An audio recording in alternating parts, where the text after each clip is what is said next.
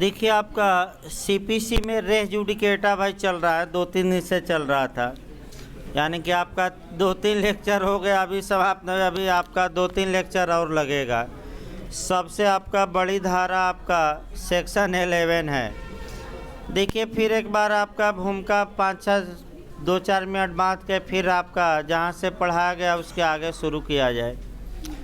देखिए race judicata का मतलब, पहले बात ना करिए भाई। अब रेस जुडिकेटा का मतलब बताया गया था कि रेस का मतलब ए थिंग्स और जुडिकेटा का मतलब ऑलरेडी एडजज्ड, यानी कि एक ऐसा विषय या एक ऐसा मामला या एक ऐसी वस्तु या एक ऐसा विवाद जिस पर पहले ही न्याय निर्णय हो चुका है, यानी कि पहले से न्यायालय ने निर्णय दे रखा है। तो प्रांग न्याय ये कहता है कि अगर उसी विषय को लेकर पश्चातवर्ती वाद या बाद में कोई मुकदमा दायर किया जाए तो उस मुकदमे को न्यायालय डिसमिस या खारिज कर देंगे। और यही आपका रेस जुडिकेटा का मुख्य पहलू है। इसके बाद आपका ये जूरिस्प्रूडेंशियल बेस क्या है, तो 3 रोमन मैक्सिम हैं और उद्देश्य भी बताया गया। इसके बाद रेस जुडिकेटा रीटों में लागू होता है कि नहीं, तो दरियाव सिंह का केस बताया गया कि रीटों में भी यह क्या होता है, लागू, लेकिन एक रीट में लागू नहीं होता। और लगातार आ रहा है क्वेश्चन, कौन से रीट, हैबियस कॉर्पस यानी कि बंदी प्रत्यक्षीकरण। इसके बाद कहाँ कहाँ रेस जुडिकेटा है, ये बिहार जे के इंटरव्यू में भी पूछा गया और हर एक जगह को कोरिलेट करके लिखवाया भी गया है। अच्छे से उसको तैयार रखना है। अब आइए प्राधारा 11 में जो रेस जुडिकेटा समाहित हैं, तो सेक्शन 11 में 8 स्पष्टीकरण दिए गए हैं, लेकिन मूल रूप से 6 स्पष्टीकरण थे और स्पष्टीकरण 7 और 8 कब जोड़ा गया, 1976 में संशोधन करके। ये बताया जा चुका है, लिखवाया भी गया है।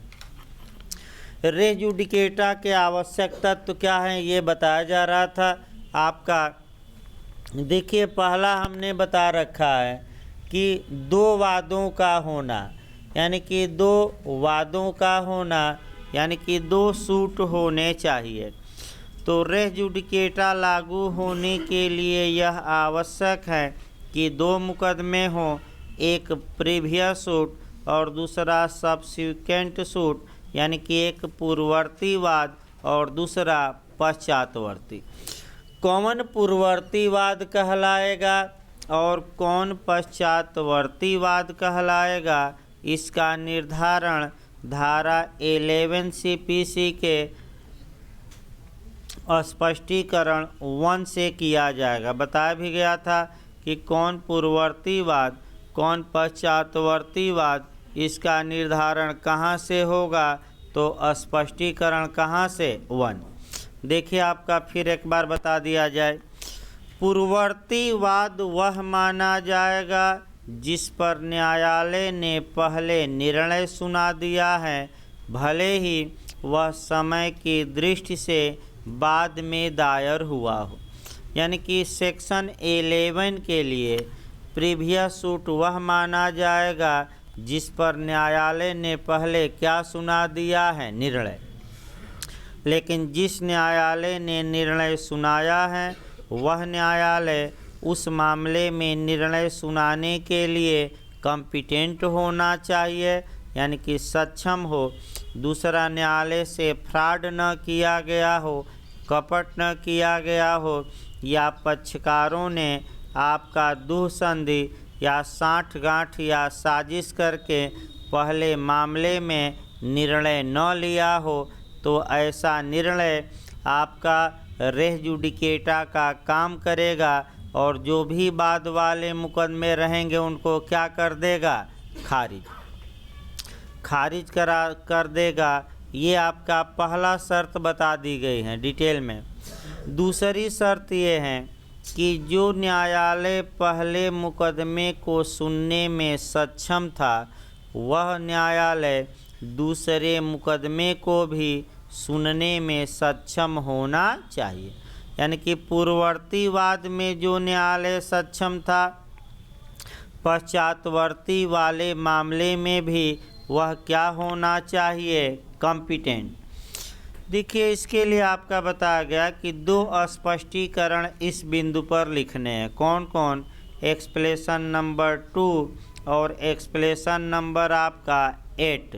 फिर मैं बता दूं, सक्षमता के बारे में कौन कौन स्पष्टीकरण जुड़ेंगे, तो स्पष्टीकरण 2 और स्पष्टीकरण कौन 8। सार हम बता देते हैं। स्पष्टीकरण 2 ये बताता है कि जब सक्षमता या अधिकारिता या कोर्ट कॉम्पिटेंट था कि नहीं, जब इस पर विचार किया जाएगा तो इस बात पर ध्यान नहीं दिया जाएगा कि क्या उसके निर्णय से आगे अपील का प्रावधान है कि नहीं। यानी कि उसके निर्णय से भले आगे अपील होती हो या न होती हो, सक्षमता से इससे मतलब नहीं है। ये कौन सा स्पष्टीकरण घोषित करता है? 2। और स्पष्टीकरण 8 ये बताता है कि जिस समय न्यायालय ने निर्णय सुनाया, वाद दायर किया गया था, निर्णय सुनाया, अगर बाद में वह न्यायालय क्या हो जाए, अक्षम या अधिकारता छीन ली जाए या न्यायालय ही क्या कर दिया जाए, समाप्त, फिर भी उसके द्वारा दिए गए निर्णय रेस जुडिकेटा का काम करेंगे। और ये कौन सा स्पष्टीकरण है? 8। अब आइए तीसरे बिंदु को देखा जाए भाई। आपका तीसरा बिंदु काफ़ी महत्वपूर्ण है और इसी में आपका समय भी लगता है और इसी को अच्छे से देखना है। यहाँ 2 क्वेश्चन बनता है और दोनों क्वेश्चनों को आप फिर से एक बार समझिए। अलग से भी क्वेश्चन बनता है। तीसरा आवश्यक तत्व ये है आपका कि जो दोनों वादों में जो विवाद विषय यानी कि मैटर इन इशू होने चाहिए, वह समान होने चाहिए। यानी कि इसका मतलब ये हुआ कि जो दोनों वादों में यानी कि जो पूर्ववर्ती वाद हैं और पश्चातवर्ती वाद हैं, इन दोनों मुकदमों में जो मैटर इन इशू है यानी कि क्या है, विवाद विषय, ये असमान हो कि समान हो, समान हो। अगर दोनों मुकदमों में विवाद विषय असमान है तो कोई मतलब नहीं, दोनों मुकदमे चलेंगे। अर्थात दोनों मुकदमों में जिस बिंदु पर विवाद है वह विवाद क्या होना चाहिए, समान। तभी पूर्ववर्ती निर्णय रेस जुडिकेटा का काम करेगा, अन्यथा काम नहीं करेगा और दूसरा मुकदमा रन करेगा। देखिए, यहाँ आपका 2 मॉडल बनते हैं मेंस में भी। आपका विवाद विषय क्या यहाँ समस्या बनती है भाई, मेंस में समस्या बनती है। आपका 2 विषय 2 बनते हैं यहाँ क्वेश्चन। आपका जो पहला क्वेश्चन बनता है एक्चुअल रेस जुडिकेटा या वास्तविक प्रांग न्याय क्या है। दूसरा क्वेश्चन यहाँ विवाद विषय पर बनेगा कि कंस्ट्रक्टिव रेस जुडिकेटा या अन्वयिक प्रांग न्याय क्या है। और यूपी में तो 3 बार समस्या बनी है नवाब हुसैन के केस पर, अन्वयिक प्रांग न्याय पर।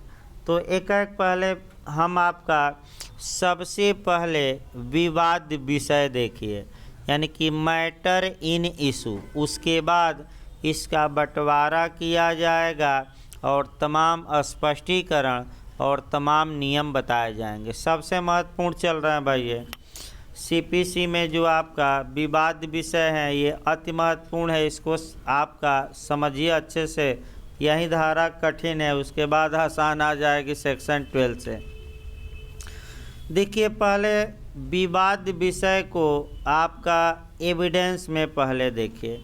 साक्ष्य अधिनियम की धारा 3 में आपका कह सकते हैं कि जो दिया गया है विवादक तथ्य, यानी कि आपका फैक्ट इन इशू या विवादक तथ्य दिया गया है। विवादक तथ्य को ही आपका सीपीसी में मैटर इन इशू या कह सकते हैं कि विवादित तथ्य कहते हैं। और विवादक तथ्य कैसे निकाले जाते हैं और कितने प्रकार के होते हैं, यही आपको पहले समझना है। देखिए, विवादक कब उत्पन्न होते हैं, इसके लिए सिविल मामलों में जो नियम दिया गया है आपका सीपीसी की धारा नहीं, सीपीसी के आदेश 14 यानी कि 14 में दिया गया है। किस में दिया गया है? 14। तो विवादक कैसे निकलते हैं, ध्यान से अब समझिए। एक पक्षकार डिमांड करता है या मांग करता है और दूसरा पक्षकार क्या करता है? डिनाई। यानी कि अब लीगल भाषा में आइए, एक पक्षकार प्राख्यान करे, प्राख्यान यानी कि मांग, और दूसरा पक्षकार क्या करे उस बात से? डिनाई। तो मांग और इनकार का जो परिणाम होगा वही क्या होगा? मैटर इन इशू या विवादक तथ्य। देखिए, ए कहता है कि भू राजस्व मैं जमा करता हूँ, जबकि बी कहता है कि भू राजस्व ए जमा नहीं करता, यानी कि ए की बात को बी मानने से क्या करता है? इनकार करता है। तो अब विवादक तथ्य ये निकला कि रेवेन्यू या भू राजस्व कौन जमा करता है, ये क्या हो गया? विवादक तथ्य। तो विवादक तथ्य आसान है, माने एक पक्षकार क्या करे? डिमांड, और दूसरा क्या करे? डिनाई। ये विवादक तथ्य आगे बढ़ा जाए, इसके विवादक तथ्य के प्रकार देख लिया जाए। विवादक तथ्य 3 प्रकार के होते हैं, या तो तथ्य के हो सकते हैं या विधि के हो सकते हैं, यानी कि फैक्ट के या लॉ के, या तथ्य और विधि का क्या? तथ्य तथा विधि के मिश्रित। अब एक उदाहरण समझना है भाई। तथ्य का विवादक, जैसे कि भू राजस्व वाला जो मामला था, ये आपका तथ्य का विवादक यानी कि फैक्ट पर विवाद है। जो सबसे महत्वपूर्ण होता है आपका विधि का विवादक, यानी कि जो लॉ के क्वेश्चन को लेकर विवाद है, वही विवाद आपको थोड़ा समझना है। तो जो समय होता है, जो झारखंड ने बनाया, जो समय होता है वो किसका विवाद होता है? विधि का।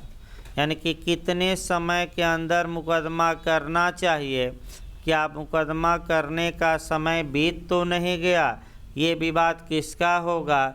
विधि का।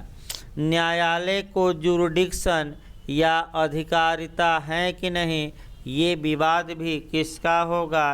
तथ्य का नहीं होगा, किसका होगा? विधि का। अब जब मामले में हियरिंग होगी, तो ये भी याद रखिए, जब मामले में हियरिंग होगी, सुनवाई न्यायालय करता है, तो सबसे पहले विधि के विवादक को निपटाया जाएगा। तो कम से कम 2 उदाहरण हम बता रहे हैं जहाँ की विधि के विवादक को पहले निपटाया जाएगा। ये झारखंड का मॉडल है कि सबसे पहले किस प्रश्न को पर सुनवाई होती है, विधि के कि तथ्य के कि दोनों पर नहीं होगी। पहले जो विधि का विवादक है, लॉ का विवादक है, उसको क्या किया जाएगा? निपटाया जाएगा। तो एक उदाहरण थोड़ा देखिए जिसमें कि आपका किस विवादक को हम निपटाएं? विधि का। देखिए 2 उदाहरण मैं बता रहा हूँ भाई। ए ने ए बी को 5,000 रुपया उधार दिया था और बी देने से इनकार कर दिया, तो ए बी के खिलाफ वाद दायर करता है। तो भाई ए कितने दिनों के अंदर मुकदमा दायर कर सकता है? 3 वर्ष के अंदर। कितने? संविदा भंग पर कितना समय? 3 साल। अब जैसे ही ए ने मुकदमा दायर किया, बी आपत्ति कर सकता है कि हजूर जो ये टाइम था मुकदमा दायर करने का 3 साल, वह टाइम बीत गया है, अतः ए का मुकदमा आर्डर 7 रूल 1 के तहत डिसमिस किया जाए, रिजेक्ट किया जाए। तो सबसे पहले अब जो सुनवाई होगी वह इसी पर होगी कि क्या टाइम बचा था कि टाइम क्या हुआ था, बीत गया था। ये किसका विवादक होगा? विध का। और सबसे पहले सुनवाई किस विवादक पर? विध के। अगर टाइम बीत गया है तो ए का वाद रिजेक्ट हो जाएगा। और किस आर्डर के किस रूल में? आदेश 7 के किस माने नियम के तहत? 11। दूसरा देखिए अधिकारता भाई। ए ने न्यायालय में वाद दायर किया, बी आता है और आपत्ति करता है कि हजूर आपको इस मामले में अधिकारिता या जुरिडिक्शन ही नहीं है, अतः इस मुकदमे को आप क्या करिए? खारिज। तो अब आपका अन्य मुद्दों पर पहले सुनवाई नहीं होगी। सबसे पहले साक्ष्य अब किस पर लिया जाएगा? जुरिडिक्शन पर। और विवाद होने पर न्यायालय स्वयं निर्धारित करेगा पक्षकारों को सुनने के बाद कि उसे आपका जुरिडिक्शन या अधिकारता है कि नहीं। अगर अधिकारता नहीं है तो मुकदमा या तो वापस लौटा देगा न्यायालय या डिसमिस कर देगा, और अधिकारता है तो उस पर क्या करेगा? आगे सुनवाई। भाई न समझ में आए तो एक लाइन बस जानी है कि सर्वप्रथम जो विवाद उत्पन्न होते हैं उनमें किस पर हियरिंग होगी? विध के विवादक। और कुछ नहीं जानना, इतना बताने का मतलब एक लाइन रहा। अब जो विवाद विषय होते हैं उसका बंटवारा कर लिया जाए। अब सीपीसी में आ जाए, ये तो भाई अलग बताया गया। विवाद विषय देखिए आपका 2 प्रकार के होते हैं, ये पहले बांटना है। जो विवाद विषय होते हैं आपका पहला प्रकार है प्रत्यक्षतः तथा सारतः विवाद विषय। ध्यान से देखिए, आपका प्रत्यक्षतः तथा क्या? सारतः। अभी हम बताएंगे सारतः विवाद विषय। और दूसरा आपका सांपार्श्विक विवाद विषय। सांपार्श्विक या इसको सहायक भी कहते हैं, सहायक विवाद विषय या आनुषांगिक। अभी हम समझाते हैं भाई। आनुषांगिक भी कहते हैं इसको, कोलिटरल भी कहते हैं या इंसिडेंशियल भी कहते हैं इंग्लिश में। अब पहले इन शब्दों को भी समझना है, इसके बाद आइए जो प्रत्यक्षतः और सारतः विवाद विषय भी हम बताते हैं, पहले तोड़ लिया जाए। जो प्रत्यक्षतः और सारतः विवाद विषय होते हैं या तो वह वास्तविक रूप में विवाद विषय हो सकते हैं, यानी कि एक्चुअल रूप में। यानी कि ये कैसे हो सकते हैं? वास्तविक रूप में हो सकते हैं या आणविक रूप में। आणविक यानी कि प्रत्यक्षतः और सारतः जो विवाद हो सकते हैं या तो क्या हो सकता है? एक्चुअल रूप में या किस में? आणविक। एक्चुअल रूप में कब होगा? इसके लिए एक्सप्लेनेशन नंबर 3 काम करेगा। और आणविक रूप से कब होगा? इसके लिए कौन स्पष्टीकरण काम करेगा? 4। फिर एक बार देखिए, कब कोई विषय वास्तविक रूप से प्रत्यक्षतः और सारतः विवाद्य है, इसका निर्धारण स्पष्टीकरण 3 से होगा। और आणविक या प्रलक्षित कब विवाद्य है, इसका निर्धारण आपका किससे होगा? एक्सप्लेनेशन नंबर किससे? 4 से। तो खूब पूछा जाता है आणविक रेस जुडिकेटा कहाँ है? बताया जाएगा अभी डिटेल में। किस स्पष्टीकरण में? 4। और अगर यही नहीं पूछा गया ज़्यादा सतर्क रहना है नए क्वेश्चन पर, एक्चुअल रेस जुडिकेटा या वास्तविक रेस जुडिकेटा किस में समाहित है, तो एक्सप्लेनेशन नंबर किस में 3। एक एक शब्दों को हम बताएंगे, लेकिन पहले ये निकाल लिया जाए, उसके बाद आपका इसी पर चर्चा करना ज़्यादा।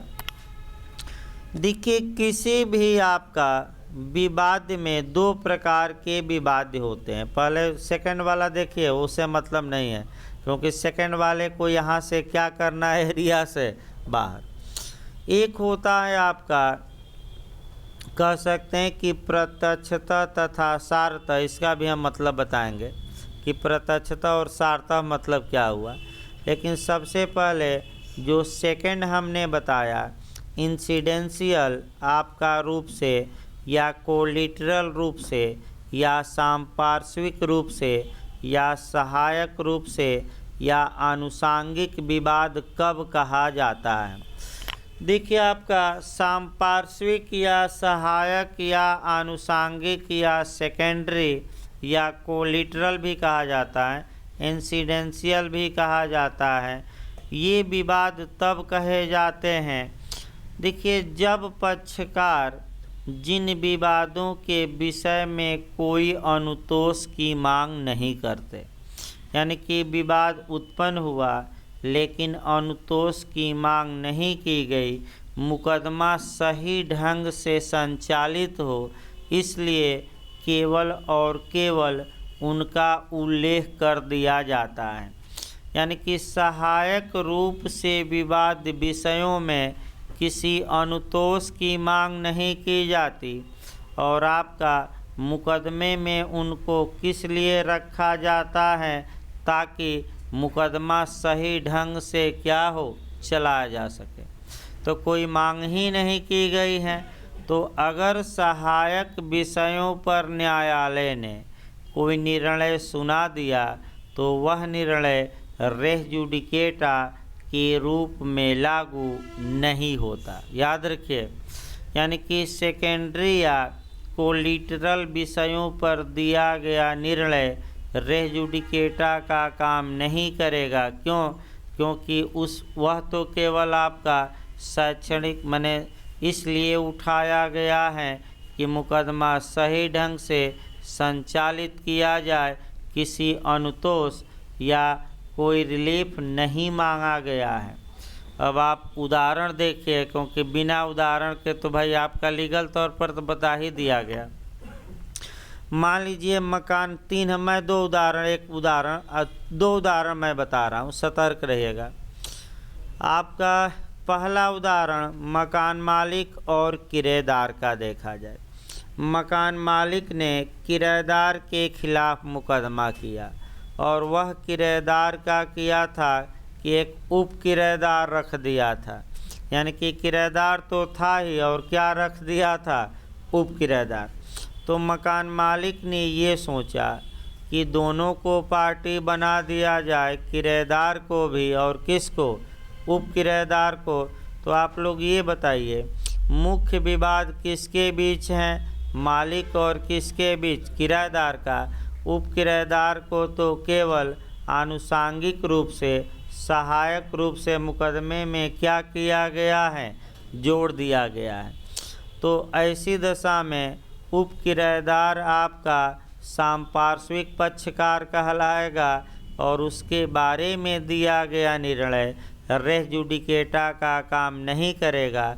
अर्थात उप किराएदार चाहें तो बाद में नया मुकदमा क्या कर सकता है, दायर। याद रखिए, उप किराएदार आपका मुख्य नहीं है पक्षकार, कैसा है, सहायक।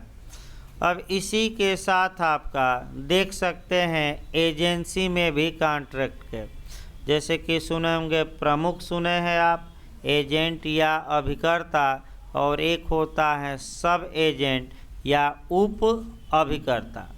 तो अगर प्रमुख अपने अभिकर्ता के कार्य के लिए मुकदमा लाता है और उसी में उप अभिकर्ता या सब एजेंट को भी पक्षकार बना देता है, तो सब एजेंट से कोई अनुतोष नहीं मांगा गया है, उसे इसलिए पार्टी बनाया गया कि मुकदमा सही ढंग से संचालित हो, कोई दिक्कत ना आए।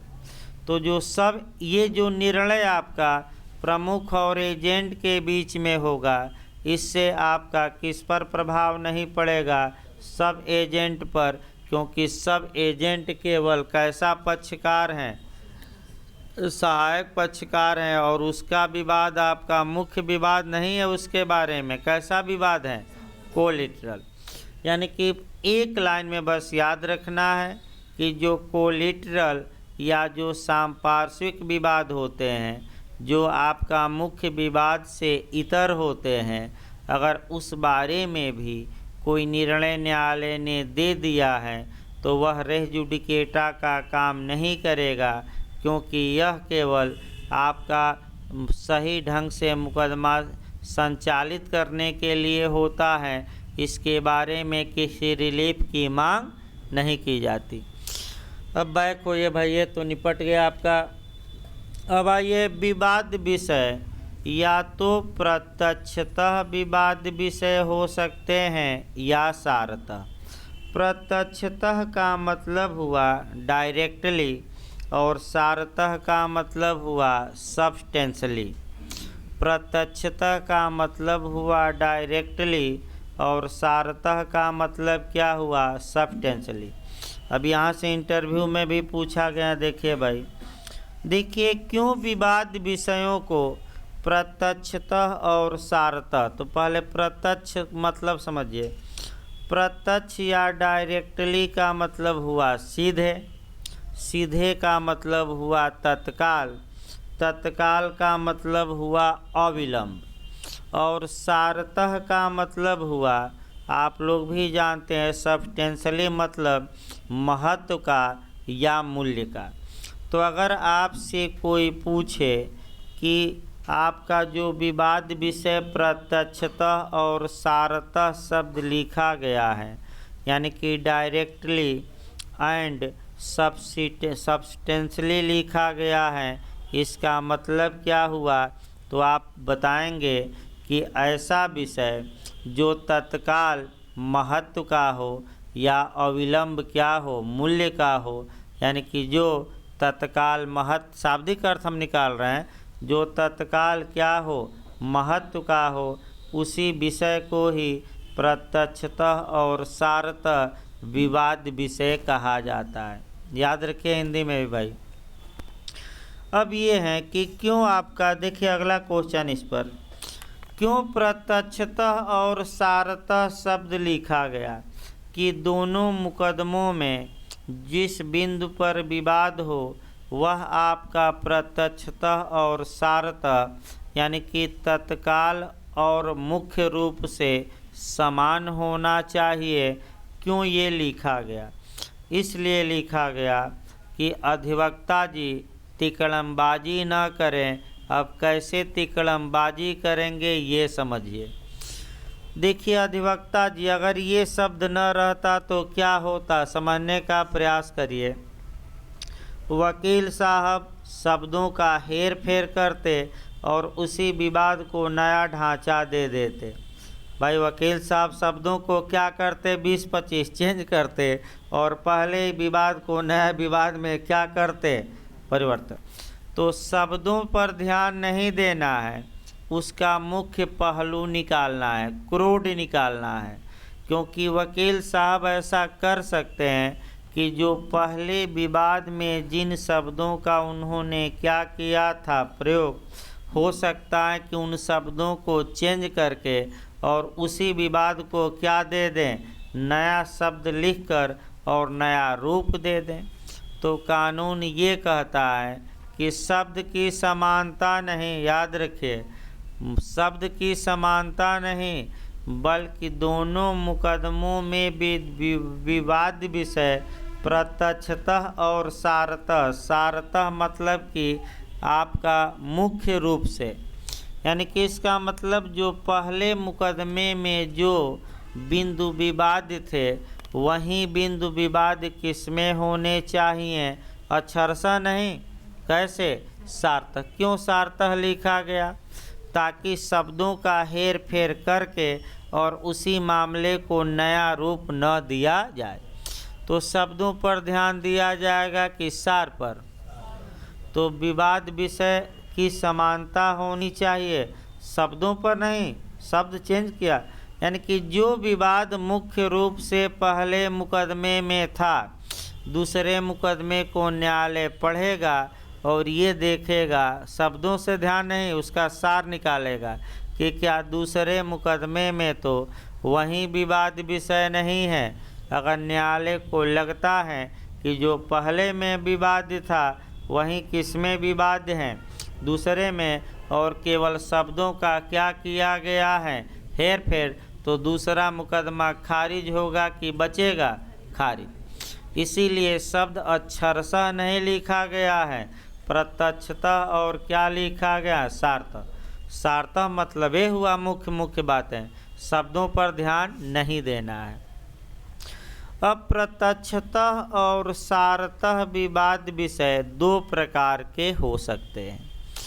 एक आपका वास्तविक रूप से प्रत्यक्षतः और सारतः, और दूसरा आन्वयिक रूप से प्रत्यक्षतः और सारतः। यहाँ भी इंटरव्यू के लिए तैयार रखिए।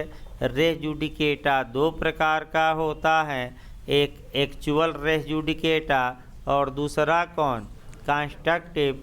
तो अगर इंटरव्यू में पूछ ले कि एक्चुअल रेस जुडिकेटा कहाँ से जन्म लेता है, तो आपका क्या जवाब रहेगा, स्पष्टीकरण 3 से। और आपका पूछ ले कि वास्तविक रूप से प्रत्यक्षतः और सारतः विवाद कब कहा जाएगा कि था, इसका निर्धारण कहाँ से होगा, तो स्पष्टीकरण 3 से। और आन्वयिक रूप से कब मामला विवाद था सारतः और प्रत्यक्षतः, यानी कि प्रत्यक्षतः और सारतः, इसका निर्धारण कौन से एक्सप्लेशन से, तो एक्सप्लेशन नंबर 4। अब पहले 3 देखा जाए। वास्तविक रूप से प्रत्यक्षतः और सारतः विवाद कब कहा जाएगा कि दोनों मामलों में एक ही थे, इसका निर्धारण किससे होगा, स्पष्टीकरण 3 से। अब एक्सप्लेशन नंबर जो 3 है, इसी को शब्दों को मथना पड़ेगा। देखिए भाई, शब्द बोलिए तो एक बार, स्पष्टीकरण 3 पढ़िए, बताइए कोई एक बार पढ़िए स्पष्टीकरण 3। एक शब्द को मैं तोड़ रहा हूँ, देखिए बताइए। हाँ बताइए। एक पक्षकार द्वारा अभिकथन और दूसरे द्वारा अभिव्यक्त या उपेक्षित रूप से प्रख्यात या स्वीकृति आवश्यक।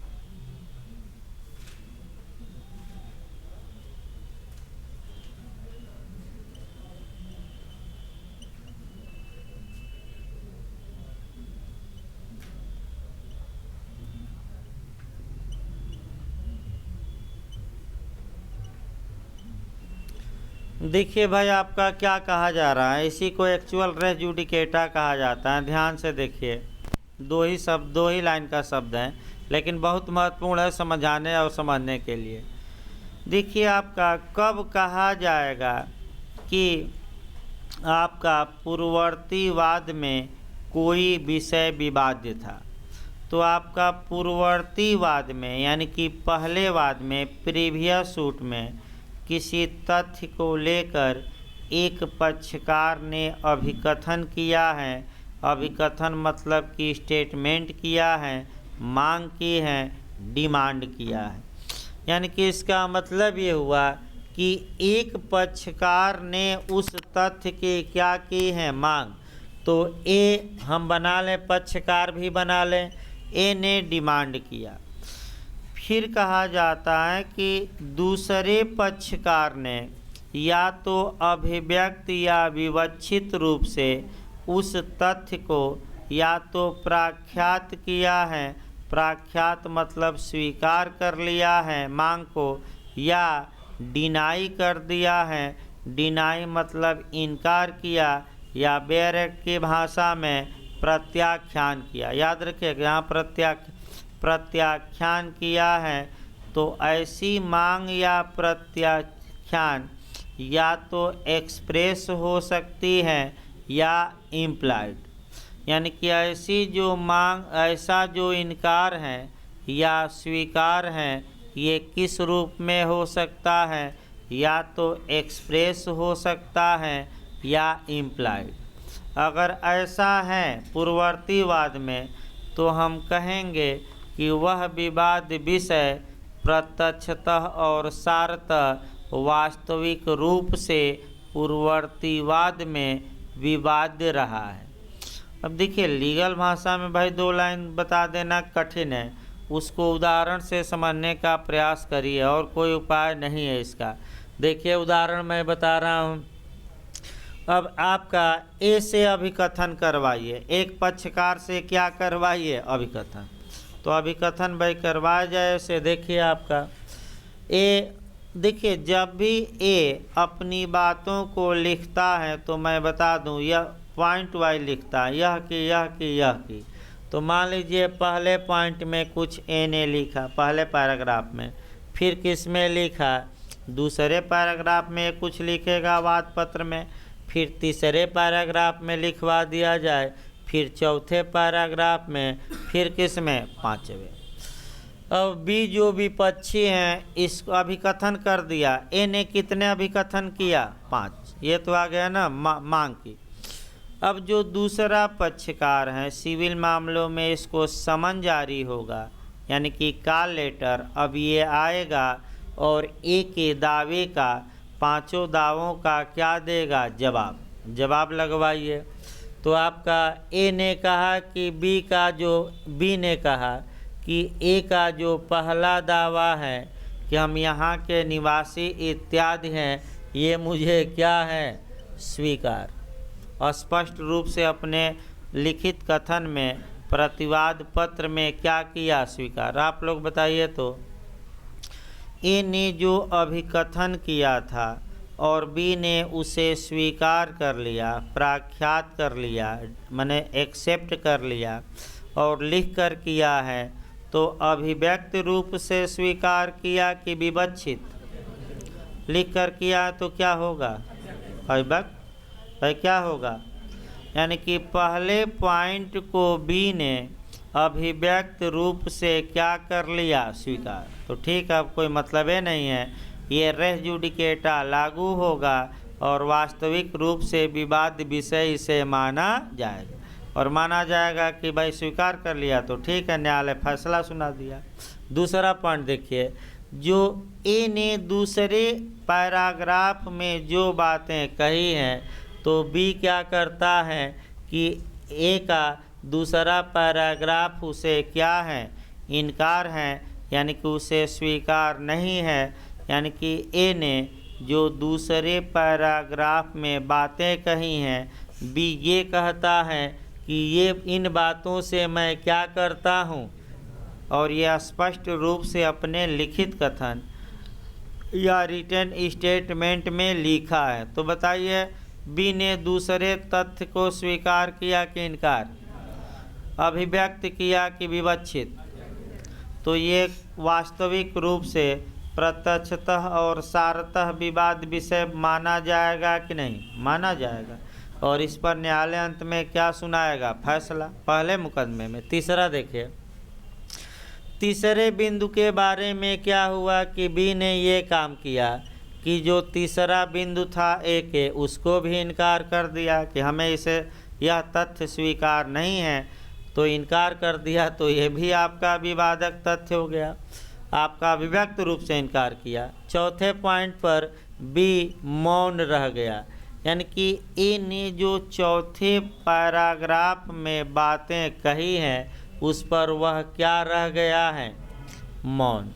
तो अब बताइए, अगर बी चौथे पैराग्राफ में कही गई बातों पर मौन रह गया और अपने जवाब में कुछ लगाया नहीं, तो ये क्या माना जाएगा कि बी ने चौथे पैराग्राफ की बातें इनकार की कि स्वीकार की? स्वीकार की। तो आपका अभिव्यक्त रूप से स्वीकार किया कि विवक्षित? अभिव्यक्त नहीं किया। अभिव्यक्त माने या तो लिख कर या मुख से बोलकर, लेकिन मौन रह गया तो मौन उसका आचरण बताता है, मौन रहना। और कंडक्ट है उसका बताता है कि आप जब मौन रह गए, इसका मतलब कि सिविल मामलों में केवल नियम लागू करिएगा, क्रिमिनल में नहीं। क्रिमिनल में मौन रहना उल्टा चलेगा। मौन रह गया अभियुक्त यानी कि वो मान नहीं रहा है, तो यहाँ मौन रह जाना मतलब कि बी ए के चौथे पैराग्राफ की बातों को विवक्षित की अभिव्यक्त रूप से, विवक्षित रूप से स्वीकार किया कि इनकार, स्वीकार। और पाँचवें पॉइंट पर भी क्या रह गया, बी मौन, यानी कि पाँचवें विवाद, पाँचवें पैराग्राफ की बातों को बी ने विवक्षित रूप से क्या किया, स्वीकार।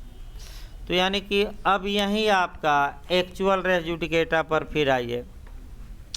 पूर्ववर्ती वाद में ए ने जो बिंदु उठाए थे, बी या तो अभिव्यक्त रूप से या विवक्षित रूप से, अभिव्यक्त माने या तो लिखकर या बोलकर, अविवक्षित माने मौन रहकर, याद रखिए, या अन्य तरीके से, या तो उन बातों को एक्सेप्ट किया भी या उन बातों को क्या किया, डिनाई।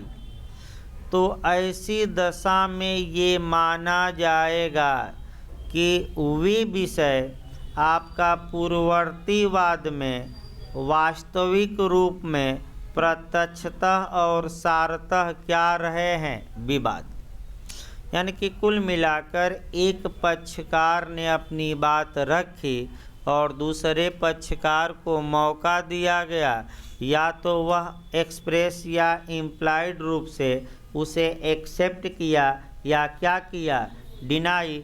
तब हम कहेंगे कि पहले मुकदमे में ये सारी बातें क्या थी, विवादक तथ्य। इस पर निर्णय भी आ गया और ये निर्णय रेस जुडिकेटा का क्या काम करेगा।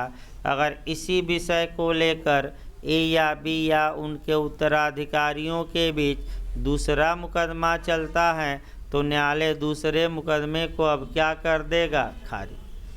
इसमें कोई समस्या तो बताए भाई, उदाहरण भी अच्छा दिया गया, कोई ये नहीं सबको समझ में आ जाए। अब आइए, जो प्रत्यक्षतः और सारतः रूप से विवाद विषय होते हैं, एक और आपका दिया मैं लिखवाया था, आणविक रूप से विवाद विषय या कंस्ट्रक्टिव रूप से। यहाँ से आपका मेंस में भी अलग क्वेश्चन बनता है, प्री में भी सतर्क रहना है भाई, समस्या भी बनी है कई बार। आणविक प्रांग न्याय का प्रावधान सीपीसी के धारा 11 के स्पष्टीकरण किसमें है, 4 में। इसको पहले नाम जानिए। इसका जो नाम आपका कई नामों से जाना जाता है भाई, पहले नाम जानिए, उसके बाद सबसे ये खतरनाक है बता दिया जाए तब आपका और बताया जाएगा। देखिए भाई, कंस्ट्रक्टिव रेस जुडिकेटा, या हिंदी में आपका 4-5 नाम जानिए तब और बताया जाए। विवक्षित प्रांग न्याय, प्रलक्षित प्रांग न्याय, आणविक प्रांग न्याय, प्रभाषित प्रांग न्याय, प्रांग न्याय का कृत्रिम रूप, डीम्ड रेस जुडिकेटा, मानद प्रांग न्याय या प्रांग न्याय का अर्ध रूप या कल्पित रेस जुडिकेटा। अब एक्चुअल में फिर पहले आइए, वास्तविक रेस जुडिकेटा के लिए क्या आवश्यक बताया गया कि एक पक्षकार क्या किया हो, डिमांड, और दूसरा पक्षकार इम्प्लाइड या विवक्षित रूप से या तो उस डिमांड को स्वीकार किया या क्या कर दिया, डिनाई। लेकिन आपका जो कंस्ट्रक्टिव रेस जुडिकेटा है ये आपका क्या बताता है, पहले इसकी भूमिका देखिए तब।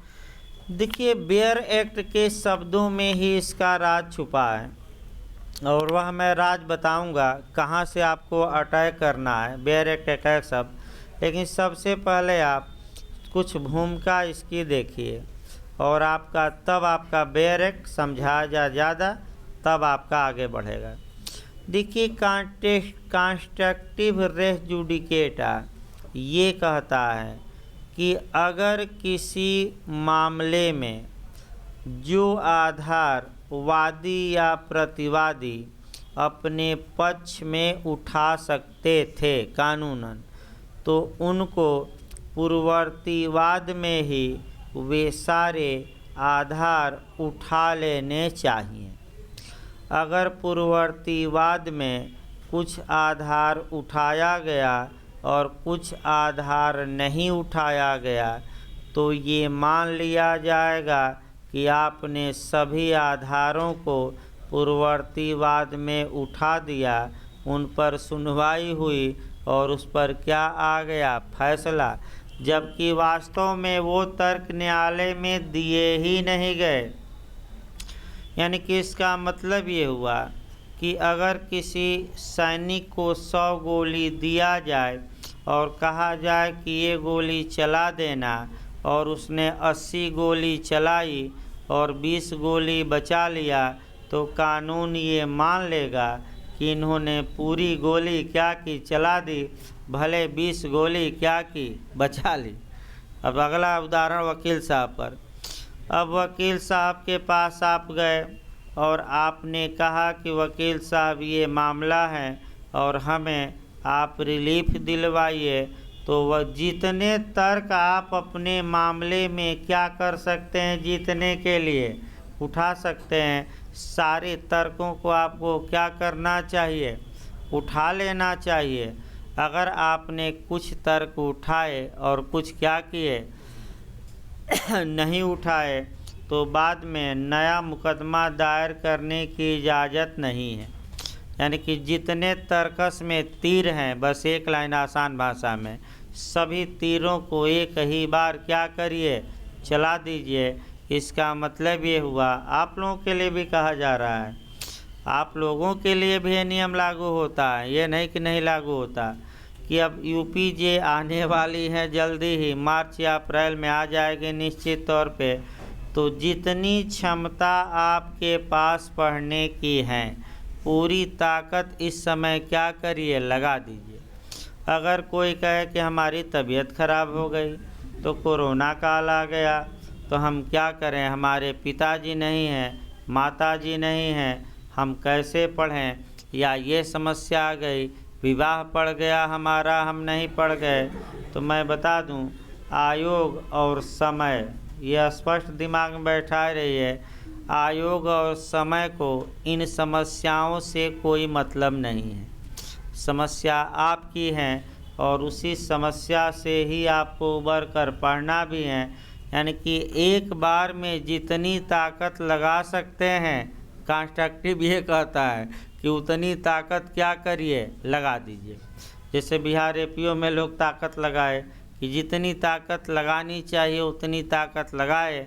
अगर आप आधी ताकत लगाए, आधी नहीं लगाए, तो यही कंस्ट्रक्टिव रेस जुडिकेटा है कि कहता है कि ये मान लिया जाएगा कि आपने पूरी ताकत एग्ज़ाम में क्या की, लगा दी, और दोबारा ताकत लगाने की मौका दिया जाएगा कि नहीं, नहीं दिया जाएगा। तो सबसे खतरनाक रेस जुडिकेटा है आपका। एक उदाहरण देखिए, अभी बैरक नहीं, पहले उदाहरण एक देखिए जो अटैक इस समय ज़्यादा कर रहा है। देखिए भाई, पूरा 10-15 लाइन समस्या देगा, उस समस्या का समाधान करना रहेगा, तो बताएंगे। लेकिन एक उदाहरण देखिए, आपका नवाब हुसैन का केस, नवाब हुसैन का केस ज़रूर याद रखिएगा, हम डिटेल में आगे बताएंगे। पहले इसकी एक उदाहरण बताएं कानूनी भाषा में, ये तो कानून से इतर चला गया। नवाब हुसैन आपका देखिए यूपी पुलिस में एसआई था, यानी कि सब इंस्पेक्टर था। यूपी पुलिस में क्या था, सब इंस्पेक्टर। इसकी जो नियुक्ति की गई वह आईजी द्वारा की गई, पुलिस महानिरीक्षक द्वारा। और जो पुलिस उप महानिरीक्षक थे यानी कि डीआईजी थे, डीआईजी ने इसको क्या किया, नौकरी से बर्खास्त कर दिया। फिर एक बार याद रखिए, यही 3 बार यूपीजे में पूछा है, उत्तराखंड में पूछा है, बिहार में भी आ सकता है ये समस्या। और समस्या आपका ये सतर्क रहना है, नवाब हुसैन बनाम उत्तर प्रदेश राज्य, कंस्ट्रक्टिव रे जुडिकेटा पर सबसे लीडिंग केस है। देखिए इसको, आपका एसआई था यूपी पुलिस में और इसकी नियुक्ति किसने की थी, आईजी ने, और इसको टर्मिनेट या बर्खास्त किसने किया था, डीआईजी ने, इतना कम से कम। अब इसे अपनी बर्खास्तगी के खिलाफ लोक सेवकों को कुछ प्रोटेक्शन मिला है, कुछ संरक्षण मिला है, और ये मिला है संविधान के किस अनुच्छेद में? 311। 311 में प्रत्येक सिविल सर्वेंट को आपका 2 प्रोटेक्शन मिला है। पहला प्रोटेक्शन संविधान देता है, पहला संरक्षण है कि जो व्यक्ति उसे नियुक्त किया है उसके नीचे का प्राधिकारी उसे बर्खास्त नहीं कर सकता, यानी कि पदच्युत नहीं कर सकता, पद से हटा नहीं सकता। यानी कि जो नियुक्त किया है वही हटा दे या उसके ऊपर का अधिकारी नियुक्त करने वाले अधिकारी के नीचे का अधिकारी हटा नहीं सकता है। और दूसरा है, जब हटाया जाएगा तो आडी अल्ट्रम परटम यानी कि नेचुरल जस्टिस मैं लगातार बताता हूँ, सुनवाई का अधिकार, यानी कि ऐसे लोक सेवक को क्या किया जाएगा? सुना जाएगा। आपका नवाब हुसैन को बर्खास्त कर दिया गया।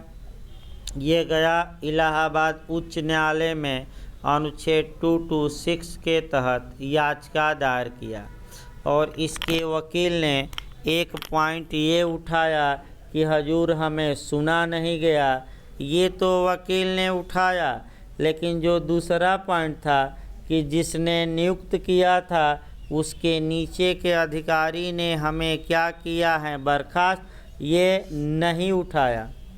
ये अपने याचिका में क्या किया? मिस कर गया, यानी कि ये बात नहीं उठाई। उच्च न्यायालय में आपका फैसला आया और उच्च न्यायालय ने ये माना कि नवाब हुसैन को सुना गया और नवाब हुसैन की याचिका खारिज हो गई।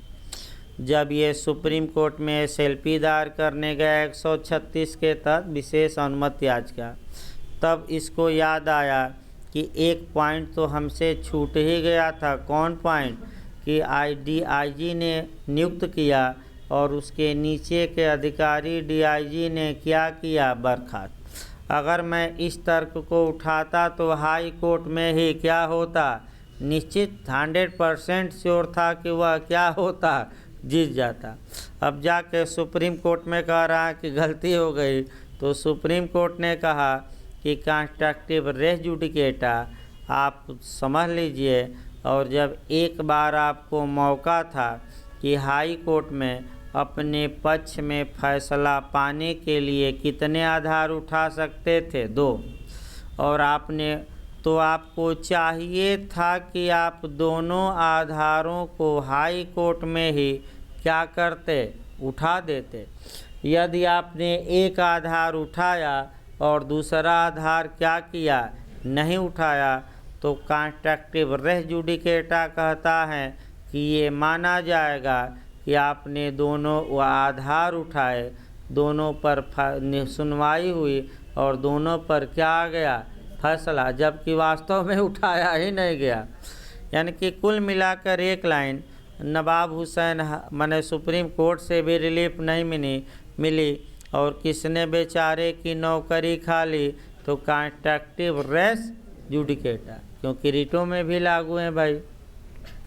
यानी कि कुल मिलाकर एक लाइन लास्ट में, तब डिटेल में चला जाए बेरेक, कि अगर आपके पास अपने पक्ष में फैसला पाने के लिए एक से अधिक तर्क या बेस या आधार मौजूद हैं, तो कानून कहता है कि पहले ही वाद में, पूर्ववर्ती ही वाद में आप सभी आधारों को क्या करिए?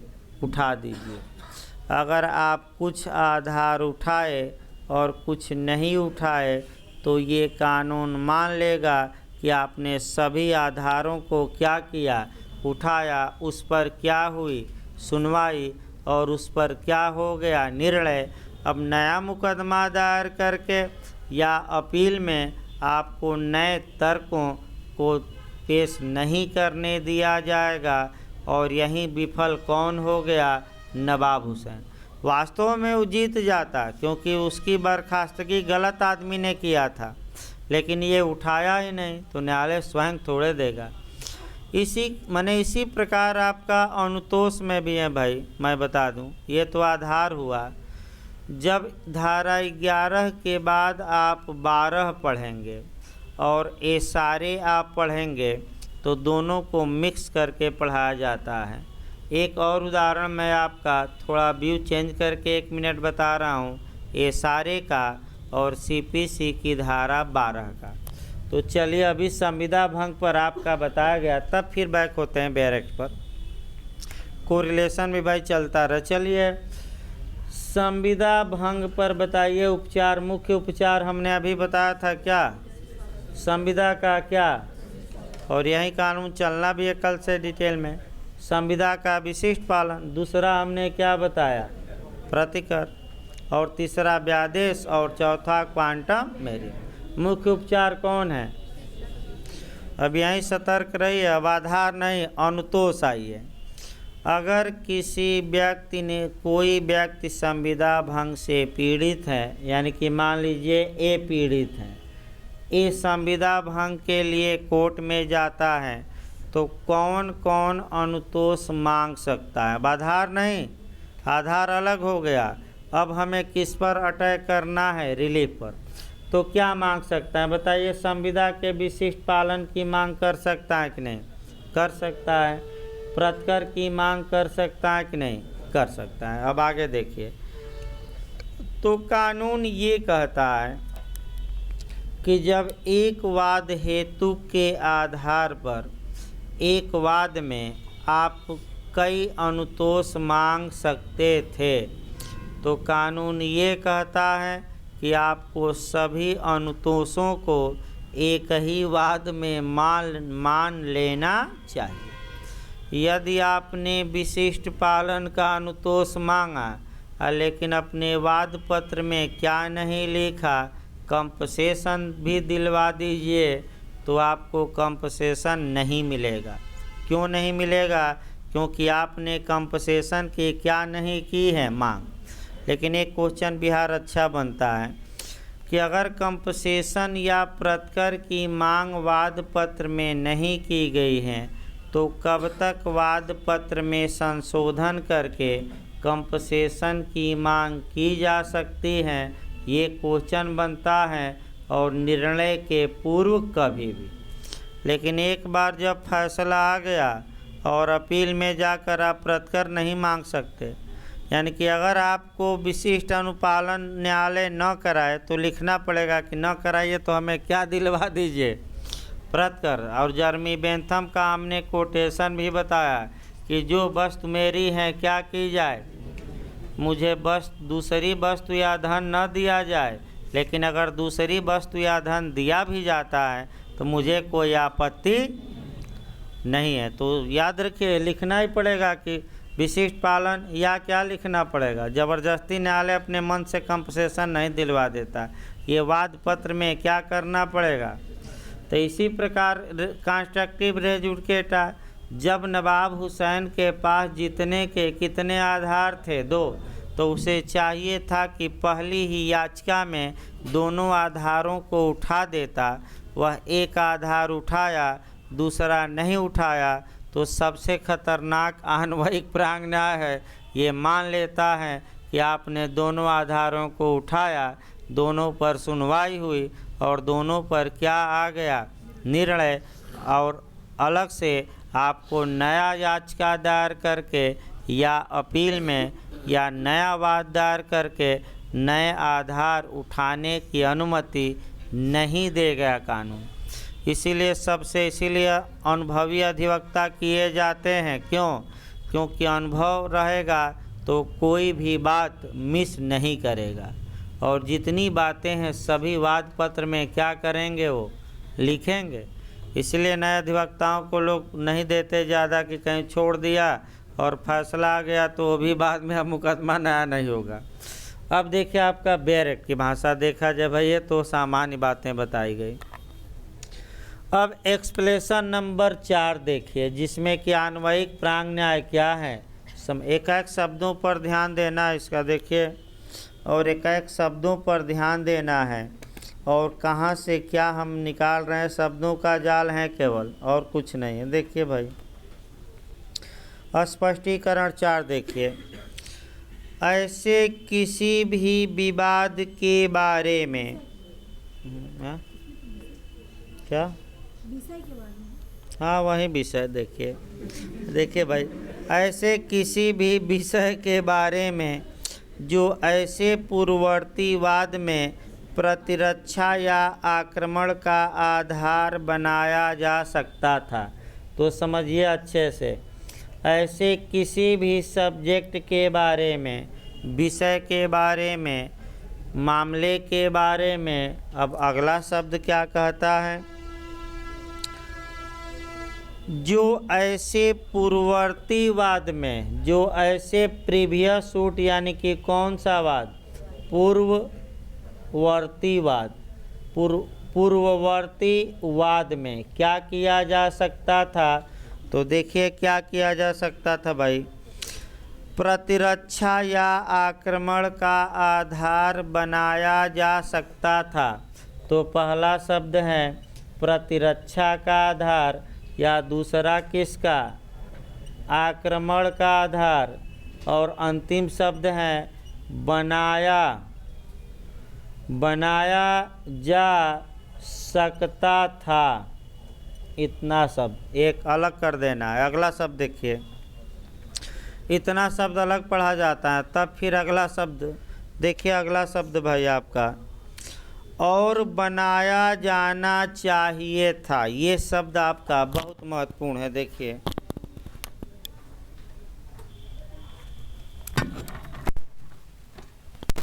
और बनाया चाहिए था, और शब्द लिखा है, शब्द को पकड़ने का, बनाया जाना चाहिए था,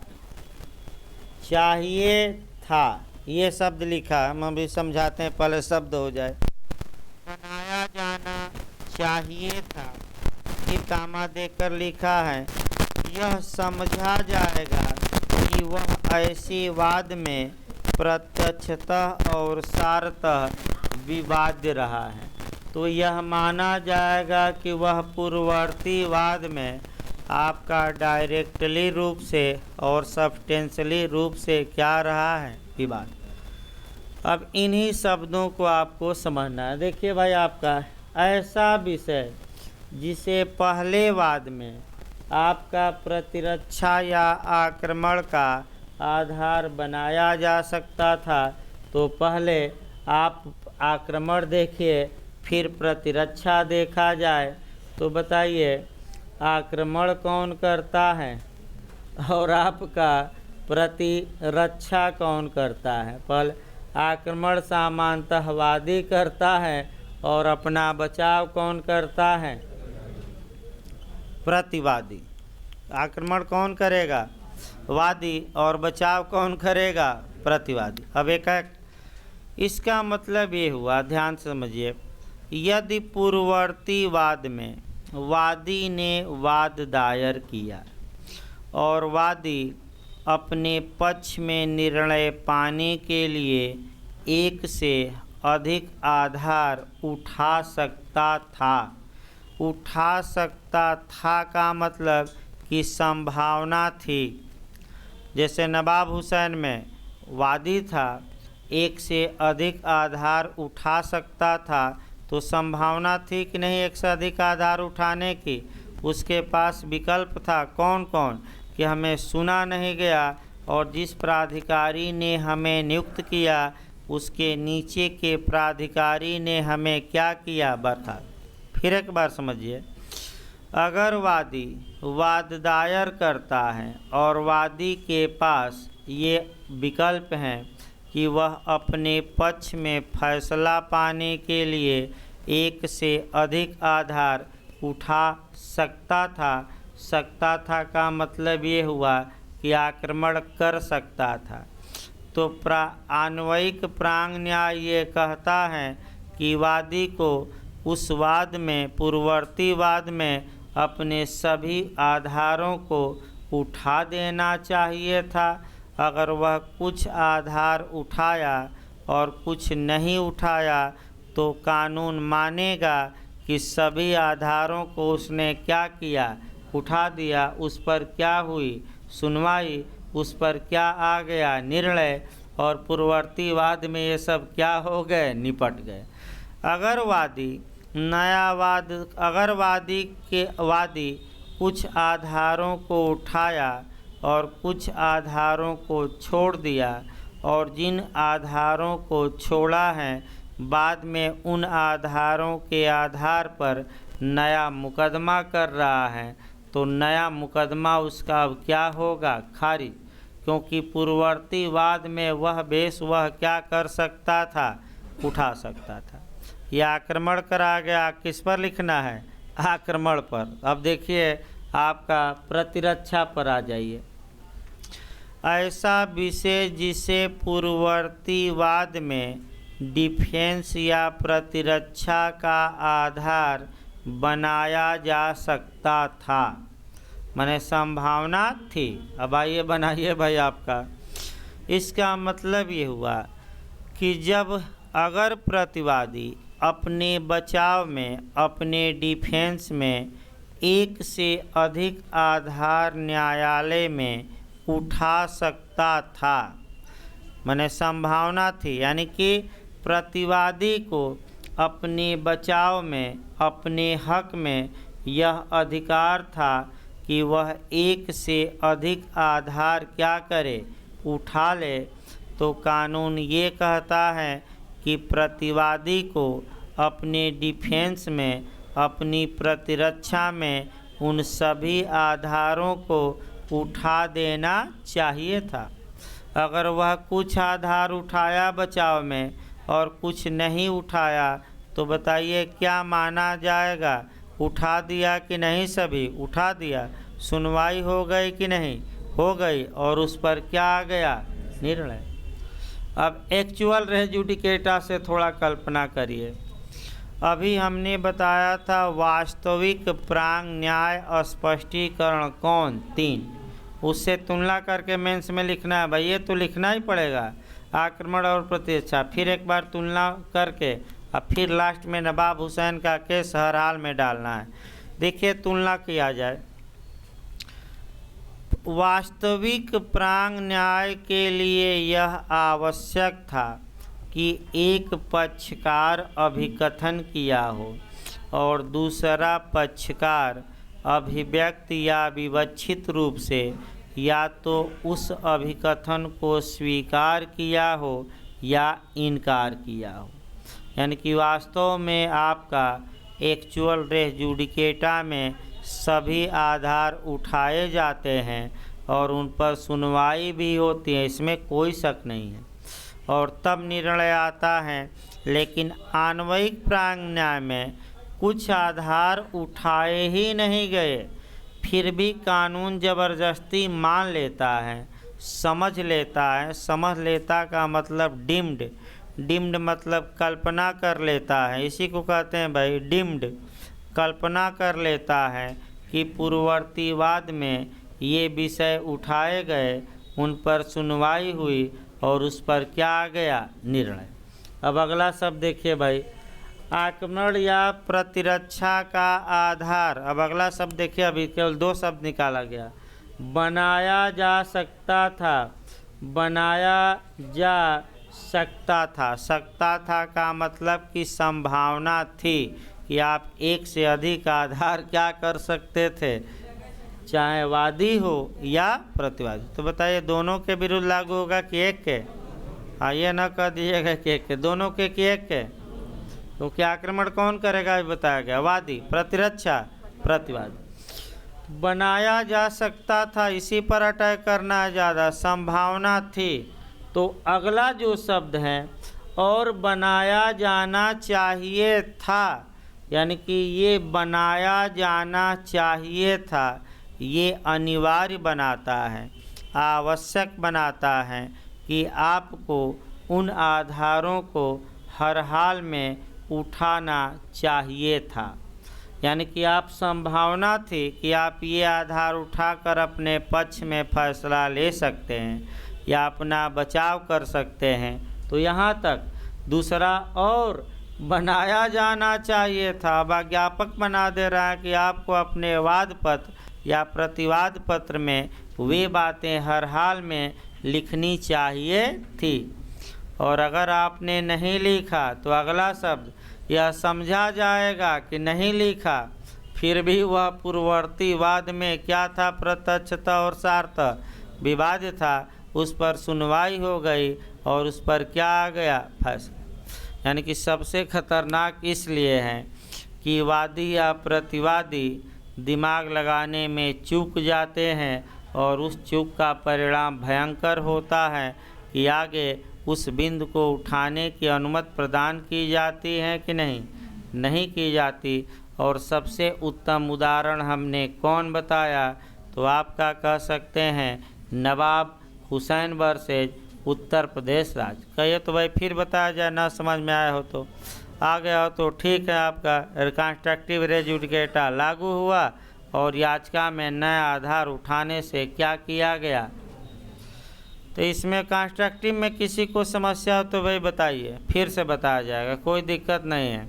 अगर कहीं कोई बात न समझ में आई हो, क्योंकि एक एक शब्दों को हमने जाल को तोड़ा, आपका न समझ में आए तो फिर बताया जाए, नहीं तो अगले पॉइंट पर बढ़ा जाए। भाई रेज जुडिकेटा कई दिन से चल रहा है, ताकि समाप्त हो तो और आगे ही बढ़ा जाए CPC। देखिए अगला आपका भाई आपका स्पष्टीकरण 4। अब अगला देखिए पॉइंट आपका, अगला पॉइंट ये है कि सुनवाई के पश्चात माने पूर्ववर्ती वाद में जो पश्चातवर्ती वाद में विवाद विषय हैं, वह पूर्ववर्ती वाद में सुनवाई के पश्चात उस विवाद विषय पर निर्णय आना चाहिए। इसका मतलब ये हुआ कि पूर्ववर्ती वाद में जो निर्णय आया है वह पक्षकारों को क्या किया गया था, सुना गया था, और सुनवाई के बाद ही क्या आया, निर्णय। तभी दूसरा वाद खारिज होगा।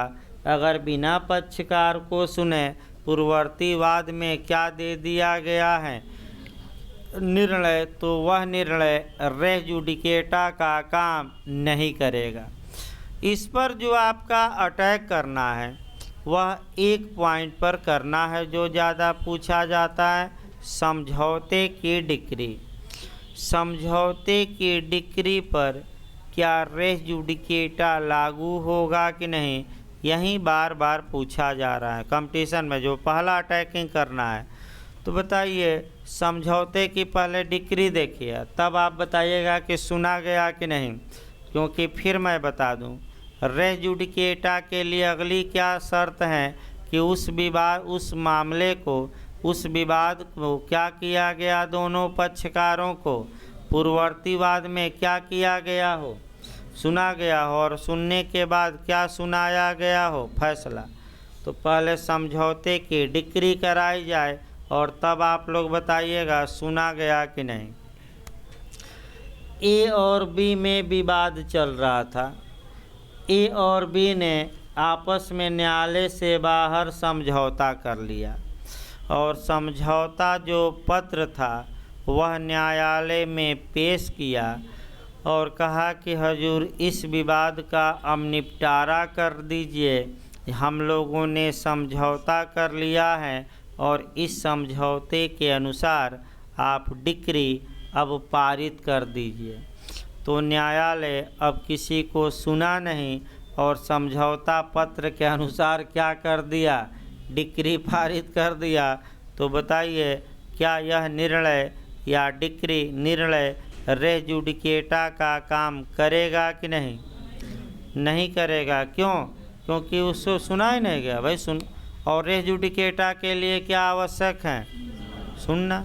अब देखिए इसी को अब सही रहेगा भाई बताना भी। देखिए आप यानी कि वह विषय जो पूर्ववर्ती वाद में प्रत्यक्षतः और सारतः विवाद था, उस विषय पर पूर्ववर्ती वाद में न्यायालय ने पक्षकारों की बातों को सुना और सुनकर उस पर अंतिम रूप से उसका क्या किया, सॉल्व किया, यानी कि अंतिम रूप से उसका क्या कर दिया है, निपटारा। तभी वह निर्णय प्रांग न्याय के रूप में लागू होगा और दूसरे मुकदमे को क्या होगा, खारिज कराएगा। अगर किसी के पीठ पीछे या बिना सुने फैसला दे दिया गया तो वह रेस जुडिकेटा का काम नहीं करेगा। तो एक बिना सुने मुकदमा दिलवा दिया जाए। देखिए, ए ने बी के खिलाफ मुकदमा किया, न्यायालय ने क्या काम किया कि बी के खिलाफ समन ही नहीं जारी किया, ए की बातों को सुनकर एक पक्षी और क्या दे दिया, फैसला। तो बताइए क्या ये निर्णय, एक तो नेचुरल जस्टिस का वायलेशन हुआ, क्योंकि आडी अल्ट्रम परटम का मतलब कि दूसरे पक्षकार को भी क्या करो, और किसको नहीं सुना गया। तो क्या बी के पीठ पीछे जो निर्णय दिया जाए वह निर्णय रेस जुडिकेटा के रूप में काम करेगा कि नहीं, नहीं करेगा। और दूसरा वाद चलेगा, क्यों चलेगा, क्योंकि बिना सुने ही क्या कर दिया गया, आपका निर्णय दे दिया गया आपका। देखिए आपका तमाम ये है, उसको लिखवा दिया जाएगा लिस्ट। लेकिन जो सबसे अटैकिंग आपका देखना है वह समझौते की डिक्री, आपको ज़रूर याद रखना, जो कंपटीशन के लिए महत्वपूर्ण है। और तो लिस्ट कब सुना गया कब नहीं सुना गया, तमाम लिस्टें दी गई हैं।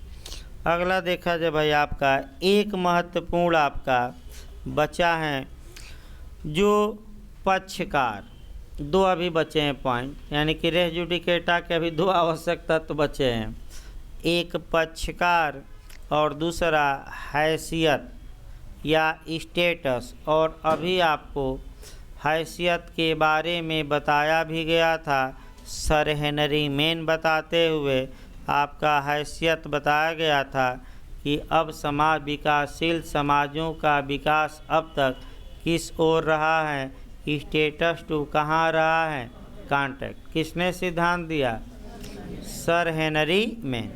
तो हैसियत भी अच्छा जानना, इसी पर समस्या फंसाता है मेंस में और प्री में। इसको मैंने एक दिन और अभी लगेगा रेस जुडिकेटा, लेकिन पहले पक्षकार देखा जाए। देखिए जो रेस जुडिकेटा होता है, जो पक्षकार पहले मुकदमे में थे, जो दूसरा मुकदमा है वह या तो उन्हीं पक्षकारों के बीच हो या उनके हित प्रतिनिधियों के बीच। अगर कोई थर्ड पर्सन एंट्री मार दे उसमें तो दूसरा मुकदमा चलेगा, ये याद है। तो एक उदाहरण बनाइए, पहले मुकदमे में ए तथा बी के बीच विवाद था, ए जीता और बी क्या हुआ, हारा।